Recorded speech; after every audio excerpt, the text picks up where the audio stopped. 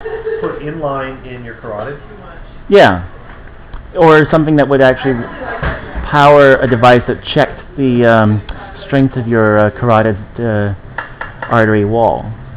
I'm not sure what you're going to do with that. I was noticing that earlier. Failure of your carotid artery is almost never the problem. The problem is that some particle just flows through it up into your brain and gets lodged in a much smaller blood vessel. That's true. There's no particular benefit from checking the integrity of your carotid artery. If that fails, you're probably already dead. Right, okay. But I could definitely see the clot prevention and detection. Well, yeah, you could basically put a mesh filter across your carotid. Yeah. I mean, that's how my grandmother died, right? Is clot in the carotid artery and complications from the surgery to get rid of it. There's an explosion of rubber bands here. Mm-hmm. But have you seen these antler-inspired trans-skin interfaces? No, I haven't. So getting stuff through the skin, I mean, if you're going to go and research this shit, you Sure. probably need to get a doctor. You don't have an MD, do you? No, I don't have an MD. Which is unfortunate. You can't operate up human. Right. But for a long time, the whole how do I pierce the skin in a way that's sterile? Okay, sure. And people have tried all kinds of shit, all kinds of different chemical treatments, all kinds of different materials, and finally someone's said, well, what do we know that does this? Well, antlers do this. Right? Okay. They do? Yeah. Why is that? What's the purpose? They're just bone coming out of the skin, right? Oh, I see what you're saying. But antlers, the skin-antler interface doesn't get infected. Huh, okay. Right? Right, so why? Yeah. Why?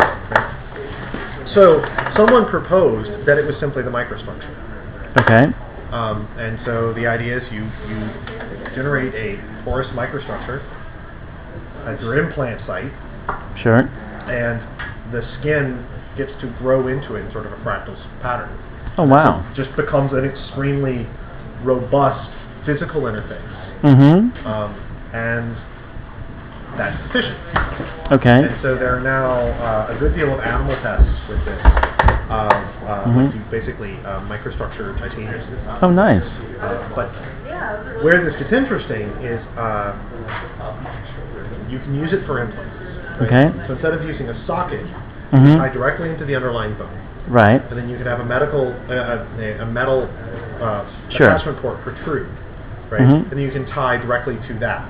Right. So this has been it's used actually. I think the first time they tried it was on a dog.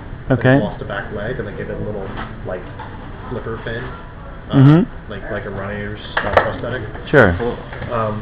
But where this gets fun is it lets you do non-magnetically coupled electrical timings.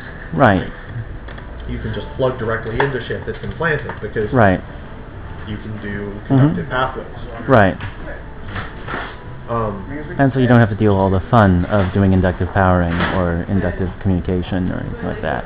Well, not just the fun, but not just, that's sort of a pain in the ass on the electrical front, but it's also a pain in the ass in that you have to mount the damn thing. Right.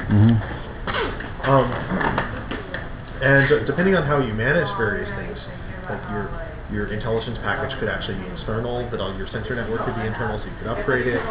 Yeah. Or it could be a very small package that's basically a metal access panel. Right. What could you do? I mean, all your gear would have to be really simple stuff. I mean, what can you do with such low power? Well, I mean, if we're talking about a port for an actual straight-up battery, it doesn't have to be low power at all. Right, and that's part of the reason to do this is because you could just have a straight-up battery and, have a high conductance access point for it. Now, some people have talked about playing games with thermocouples. So you can, and there are some better and better thermocouple applications. There's a really cool idea that you basically sandwich memory metal with piezoelectrics, and you get an extremely efficient thermocouple. Okay. But as long as you're alive and not